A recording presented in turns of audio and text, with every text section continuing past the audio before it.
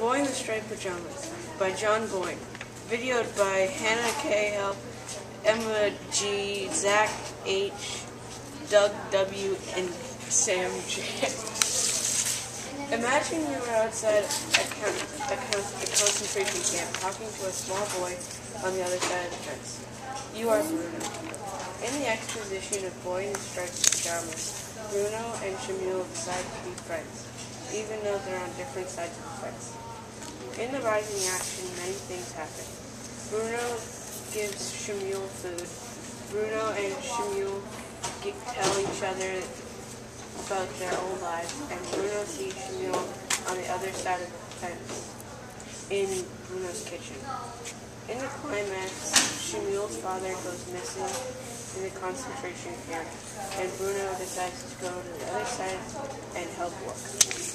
In the following action, Bruno looks for Shamil's father in the concentration camp, and they get sent on a march. In the resolution, Bruno and Shamil die.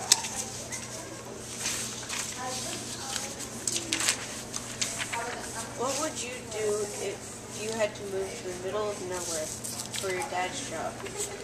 The Boy in the Striped Pajamas takes place in 1943 to 1944 in Berlin and Auschwitz. Bruno calls it Auschwitz, but it's really called Auschwitz. This is a concentration camp where they keep Jews. AKA a prison. The characters live next to Auschwitz in a small 3-story home. Also, Bruno spends most of his time at the fence with Shamil, a Jewish boy at the concentration camp. Bruno goes there every day for hours, and Bruno and Shamil and him talk a lot.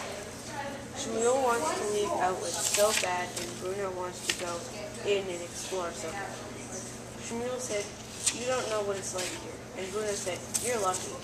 But neither of them can do that because a piece of the setting is that way. The fence. Something else is that Bruno had an attitude towards setting. At first, he hated Auschwitz, but once he met Shamil, he started liking it there. Finally, Auschwitz seems like a really boring and bad place to be at. Evidence for this is on page 37. Why would father take a new job here in such a nasty place? This is the setting for Boy in the Striped Pajamas. Have you ever done something you thought was bad? Well, that was nothing compared to what people did in the Holocaust. That is one theme in Boy in the Striped Pajamas. People can do evil things. This theme comes up a lot in the story. Lieutenant Cutler shows evil behavior because when Pavel spilt the wine, beat him. He probably wouldn't have beat up Bruno if he had spilt the wine, but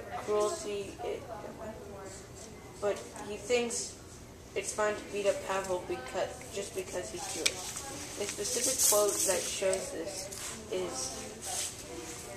shows this cruelty is, "What happened next was both unexpected and extremely unpleasant. Lieutenant Cutler grew very angry with Pavel, and no one, not even Bruno, not Gretel, not Mother, not even Father, stepped in to stop him from doing what he did next. Even though none of them could watch, even though it made Bruno cry.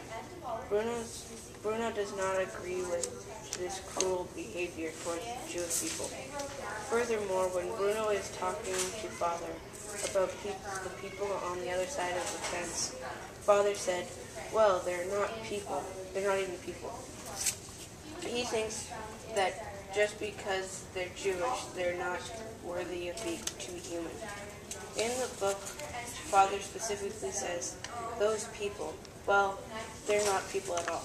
Lastly, when Bruno and Shamil were rounded up for the march, some people refused to go, so the soldiers stopped them. they shot them just because they were trying to save themselves. There was some disturbance towards the back. Oh. A quote from the text that proves this is there was some disturbance towards the back where some people seemed unwilling to march. Bruno was small, too small to see what happened towards the back of but Bruno was too small to see what happened, and all he heard was the sound of gunshots. All in all, the Holocaust was a horrible time, and people did evil things you could not even imagine. How would you feel if you were the only person you really could talk to was on the other side of the fence? Bruno felt lonely. That's why friendship is an important theme in Boy in the Striped Pajamas. One place we see this is in the book when Bruno has to read his BFFLs, best friends for life. Evidence from the text is and what about Carl and Daniel and Martin? How will they know where I am when we want to do things together? Also, we see this when Shmuel and Bruno died again. Here is a quote that proves what I'm saying. Bruno found that he was still holding Shmuel's hand, and nothing in the world could have persuaded him to let go. Lastly, another example is when Bruno told Lieutenant Cutler that he didn't know Shmuel and then apologized. And an example from the text is, "I am very sorry, Shmuel." He said in a clear voice, "I can't believe I didn't tell him the truth." All in all, these are only a few examples of friendship in the book. After moving from Berlin, Bruno makes a new friend on the other side of the fence. Now that it's been over a year, the two boys have been talking and have become the best friends. To find out how they become best friends, read the paragraph. The two boys, Shmuel and Bruno, are different but have many similarities at the same time. Bruno was a playful character. I know this because he's always asking Shmuel, "Do you want to come over and play on this side of the fence?" Shmuel, being rather serious character, responds with, "I don't think that's a good idea." One thing Bruno lives to do is go on adventures. Bruno is a short and thin, but not skinny. I know that he is short because the book says Bruno is often called scrawny. On the other hand, Shmuel was usually sad because he's always had the urge to cry. I don't blame him because it's during the Holocaust and Shmuel is Jewish. These boys don't have much in common but still manage to be best friends.